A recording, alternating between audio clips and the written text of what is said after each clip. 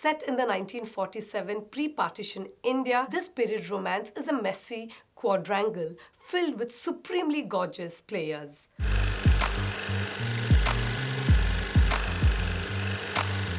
Hi, this is Manjusha Radhakrishnan from Gulf News Tabloid, and on Wednesday I went to watch Kalank starring Alia Bhatt, Varun Dhawan, Aditya Roy Kapoor, Madhuri Dixit, Sanjay Dutt and Sonakshi Sinha.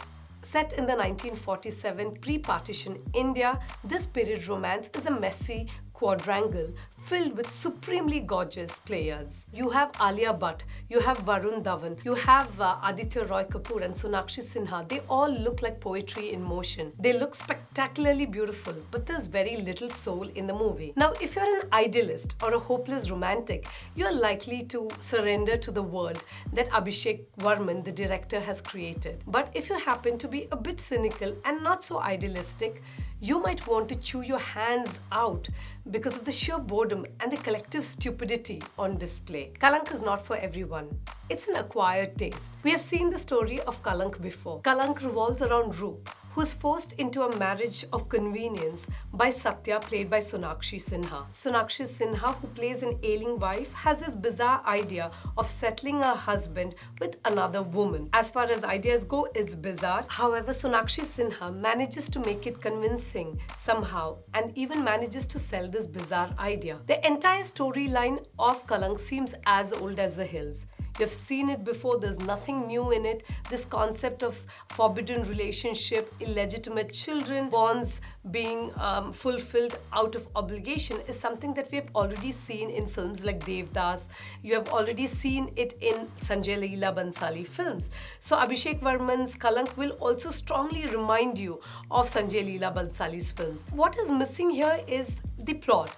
The plot somehow does not come together because there's several loopholes in the film. More focus is given on how beautiful a frame should be or how beautifully coordinated the dance movement should be. The entire film is utopian.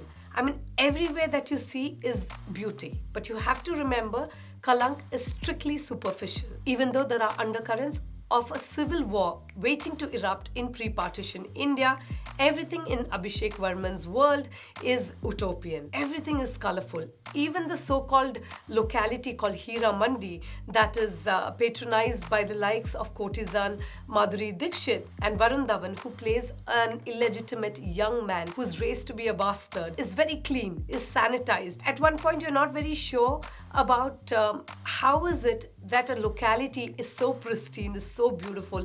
How are the dance movements so coordinated? There's an element of plasticity in all of this. So somewhere along the way, the whole setup seems surreal. Everyone and every movement in Kalank is fantastical.